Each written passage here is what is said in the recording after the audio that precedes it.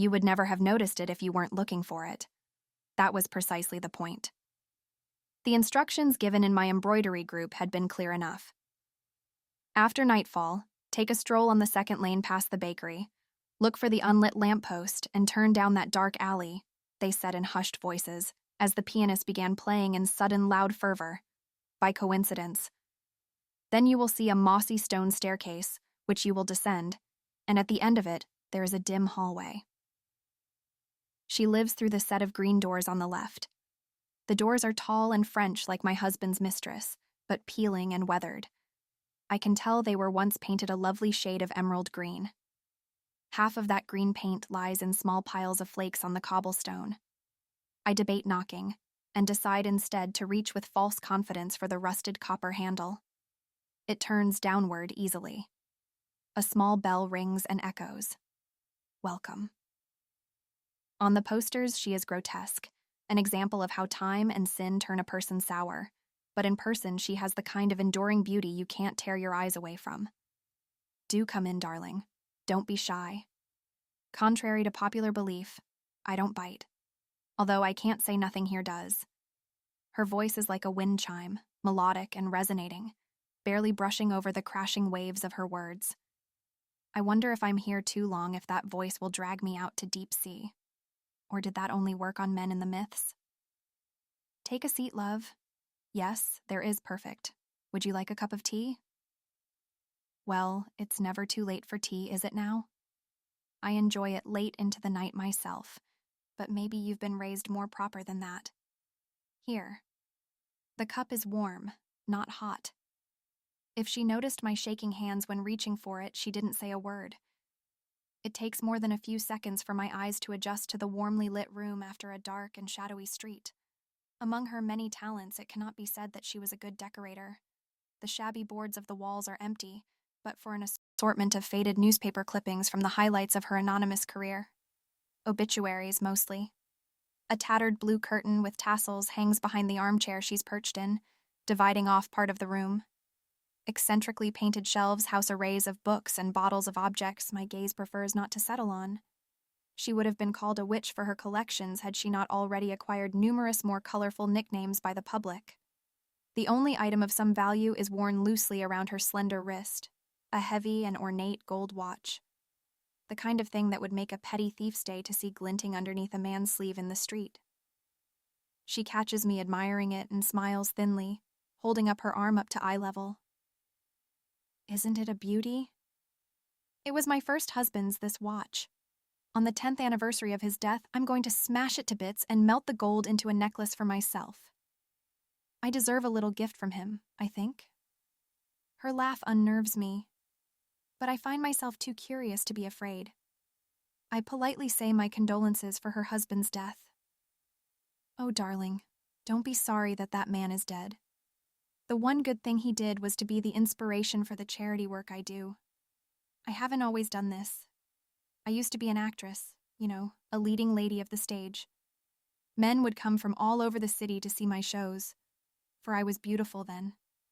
Sometimes after the shows they would approach me, usually blind drunk, complimenting my dress or what was underneath it, asking for a kiss or a drink or a night. And sometimes they didn't ask. My husband became my husband not because he asked, but because he damaged me, and he was rich enough to get away with it and clever enough to know that marriage was my only option. She smooths down the skirt of her maroon dress, then looks up at me with a solemn expression I can't fully read. It isn't hard to believe she was once a sought-after woman. Though sunken in age, her cheeks are smooth and her face looks as though it was hand-carved out of porcelain by God. Her hair is twisted into a dark crown atop her head, secured with metallic pins. Her eyes are like a cat's, but not a house cat. No, definitely not. Like those of a tiger that has been left to go hungry for far too long. I will her to continue talking and not look at me with those eyes again. We sip our tea in unison, upholding our masquerade as ladies. She takes in a breath. He said he loved me, and at the beginning I believed it. He may have loved me. He certainly desired me. I think mostly he loved seeing the desire and jealousy of other men when he told them I was his wife, but that got old fast. So did I in his eyes. When it had been a year and I still had not given him a child, I turned ugly to him and he acted ugly accordingly. One night, he came home from the pub talking about how the other men's wives had filled their houses with children by now. He spoke of babies like cattle. Then he threatened that he ought to tell the whole town that I was secretly a whore and leave me. I should have kept quiet and obeyed and smothered him in his sleep, like a good wife. Instead, I promised him that as long as I was alive, I would never let a child be born cursed enough to have him as a father. I'm sure you know what happens next, or otherwise you wouldn't be here, my darling. She traces a scar on her chin that I hadn't noticed before, extending along her jaw to the start of the delicate bones of her neck. I imagine it snaking around the rest of her throat in a ring, strangling her pale skin, and my breath catches. It looks as if lightning struck her. She was struck, though not by something as rare as lightning. I instinctively touch my collarbone where I know without looking there is a ghastly bruise. My modest neckline covers it, but somehow it feels like she knows it's there, my mark of pain. I hope it goes away quickly so my husband does not think me unsightly. But then again, perhaps that will not be necessary. I nod at her meekly to show that I do know what happens next. I can't say whether he truly meant to kill me, but to hurt me, to wound me, to make my thoughts and words disappear in flames, he meant that with all his heart. The funny thing is, it was him who made my words true. Of course, he couldn't have known that I was with child. Even I did not know then. After, no one would ever get to know. I made a gravestone, although there was nothing to bury. And then a month later, I buried my poor sick husband next to it, marked only with a slab that did not bear his name. Wealthy and beloved as his gold in his life, in death he became only stone. The disease had taken him so quickly that there was no time for anyone to save him. Shame on chance to take him from this world so young. Got him like poison, essentially. The porcelain around her eyes cracks faintly in amusement. I have nothing to say in response, my mind stuck on the picture of a crude gravestone smaller than it should be. Now, love, how would you like your tragedy to occur? The widows in my town all chose differently. Most agree that the worse methods are only to be used for the worse husbands, but sometimes there is no rhyme or reason to it. After all, all's fair in love and war. Millions of second and third and fourth thoughts crossed my mind on the way here. But now those voices are silent, and there is only mine. Mine and hers, and the input of the hissing wind outside. Well, what will it be? In 2 weeks it will happen. On the way home after a day of work, my husband will feel a bout of hopelessness that gives him a nudge to hurl himself off of the local bridge. The river below is not a kind one, especially to those who never learn to swim. He will have been drunk, since he often is, and everyone knows how he gets when he's drunk. No one will discuss a death as taboo as taking your own life. My children and I will cry and wear black for weeks, though no longer than what is expected. At the same time, the black of our bruises will fade. He won't be missed very much, really.